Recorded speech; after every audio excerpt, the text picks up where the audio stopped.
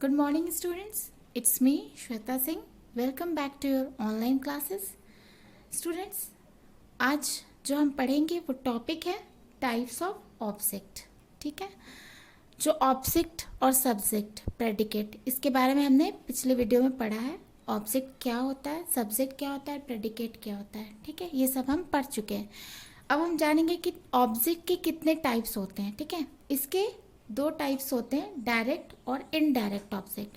तो हम यहाँ आज डायरेक्ट ऑब्जेक्ट और इनडायरेक्ट ऑब्जेक्ट के बारे में पढ़ेंगे. ठीक है, तो चलिए शुरू करते हैं. जैसा कि आपको पता है ऑब्जेक्ट क्या होता है, it is a part of predicate. ठीक है, means predicate in a sentence it receive the action done by the subject. पता है कि ऑब्जेक्ट जो होता है वो रिसीवर ऑफ द एक्शन होता है और ये प्रेडिकेट में इंक्लूड होता है. प्रेडिकेट क्या होता है, जो सब्जेक्ट को छोड़ के बाकी जो रेस्ट ऑफ पार्ट सेंटेंस के बचते हैं वो प्रेडिकेट कहलाते हैं. तो ऑब्जेक्ट उन्हीं प्रेडिकेट का एक पार्ट होता है, उसी में इंक्लूड होता है और ये हमेशा रिसीवर ऑफ द एक्शन होता है. ये वो वर्ड होता है जिसके लिए काम किया जा रहा है और जो काम कर रहा है उसका इफेक्ट उस पर पड़ रहा है. ठीक है, जैसे अब हम टाइप्स की बात करेंगे. ये दो टाइप के होते हैं, डायरेक्ट ऑब्जेक्ट, इनडायरेक्ट ऑब्जेक्ट. तो रिसीवर ऑफ एक्शन होता है या ऑब्जेक्ट जो होता है वो दो प्रकार के होते हैं.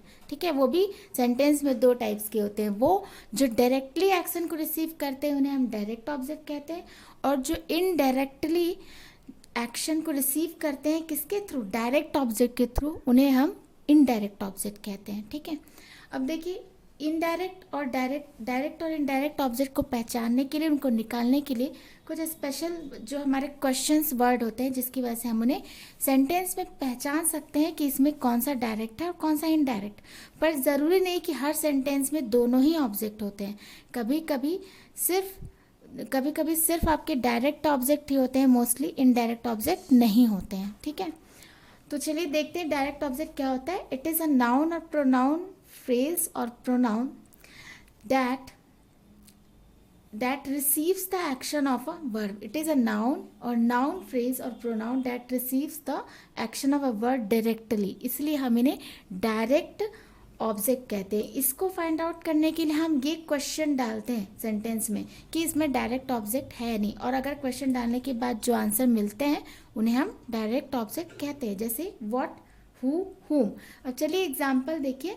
The mother fed her child milk. मैंने इसमें व्हाट क्वेश्चन डाला कि what mother fed her child. ठीक है, तो व्हाट इज आंसर क्या है, मिल्क. तो मिल्क जो हो गया हमारा डायरेक्ट ऑब्जेक्ट है, क्योंकि डायरेक्ट ऑब्जेक्ट ये डायरेक्टली रिसीव कर रहा है एक्शन को. और टू हुम, फॉर हुम, किसको पिलाया गया, हर चाइल्ड. तो यहाँ हर चाइल्ड इनडायरेक्ट ऑब्जेक्ट हुआ. ठीक है, हर चाइल्ड इनडायरेक्ट ऑब्जेक्ट हुआ और मिल्क डायरेक्ट ऑब्जेक्ट हो गया. ठीक है, तो ये कुछ क्वेश्चन है जिसको आप डाल के जैसे व्हाट, हु और हुम डालेंगे तो आपको डायरेक्ट ऑब्जेक्ट मिलेगा. जो आंसर आएगा वो डायरेक्ट ऑब्जेक्ट होगा. और टू हुम या फॉर हुम या एट हुम या फ्रॉम होम ये डालेंगे तो जो वर्ड्स, जो आंसर आपको मिलेंगे वो इनडायरेक्ट ऑब्जेक्ट होंगे.